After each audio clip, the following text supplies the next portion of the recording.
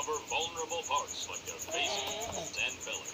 The scales are the piece of armor and protects them from being eaten by predators. Their scales are so tough, even tigers can't bite through them. But are pangolin scales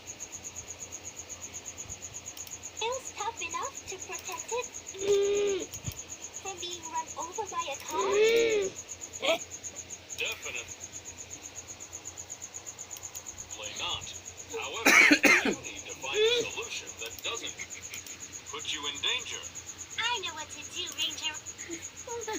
Rocky, we can use the jetpack. I would like to control the jetpack from here. We won't have to go out onto the road at all. Excellent idea, Katie. Okay, Katie. Kala niya yung mga pindot siya eh.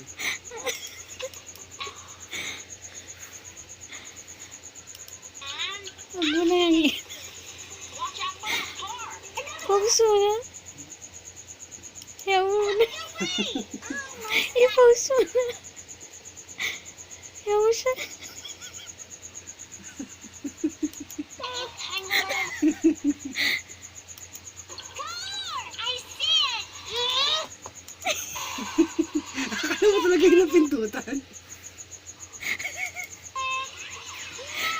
Off mo na. Pause mo na. Tama na. Huwag ka na manood. Ganda ng touchscreen mo. Touchscreen mo, Steve. That was close.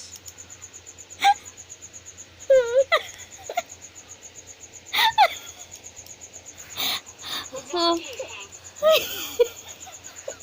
Ikaw ang pindot niya. Well, I'm safe now. Ikaw na lang. Ikaw na. Sige, try mo. Try mo. Ikaw na. Ikaw na. Sige na. Pindutin mo na. Sige na. Ayaw. Patay ko na. Oo. Sige na. Ikaw na. Wala. Hindi ka gana pag ikaw. That smell. Oh, pindot mo na. Pindot. Pindutin mo na. Sige na. Sige na. Oh, sige na, pindutin mo na, pindutin mo na. Pindot mo na. Pindot Sige na. na. Pindot na, baby. Nairis na siya. Yuck! It's so bad. That's coming from the pangolin. Pangolins produce a Masipain. No. No. Tama na. Ayun, stick na. Masarap talo to. Sige na, sige na, Tali. stop na.